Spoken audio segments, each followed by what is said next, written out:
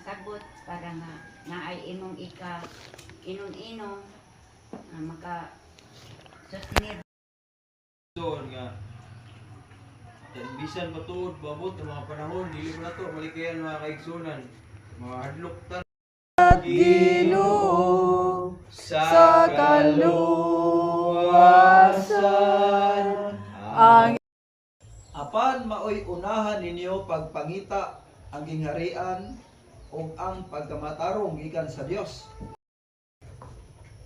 Unahon nato ang gingharian sa Dios, no? Ingon kini sa King James kini sa itong mga Biblia.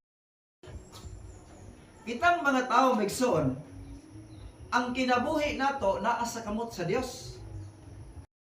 Ang Dios maoy tinubdan ni anang tanan, no? Mo nagingon sa Ginoo, ang Dios maoy nagtudlo kanila unsa may mga panginabuhi inahan. Muna kitang taon na ay nagbuhat na to, sumala pa sa balaan nga kasulatan. Muna nga sa akong gibasa, isusi ko ang silingan, apan wala dito ang Dios. Kasing ang inyong pagpangita kanako. Kaplagan dahil nato ang Dios, no? Sa diha nga kinasing-kasing ang ato. Apa ang tao nagtigom og salapi taga manginabuhi unsa may manginabuhi nga naa sa atong kamot karon naa nato kana gihatag sa Dios para mabuhi ta sumala pa sa Biblia migsoon.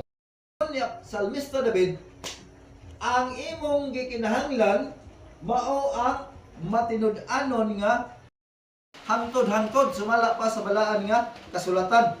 Mo nagisaysay sa Biblia nga unahon nato pagpangita ang Dios tungod kay gusto sa pahimuot kaniya.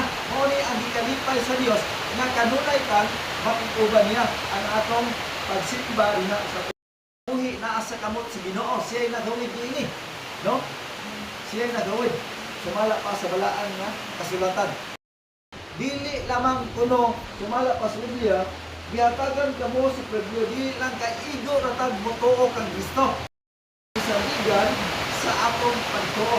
Sa pa ang atong panglataw di ay diha lamang sa atong Ginoo sa Kristo. Versikulo 2. Dito sa langit ang Dios nagtanaw sa mga tao. Sumala pa sa balaan nga kasulatan.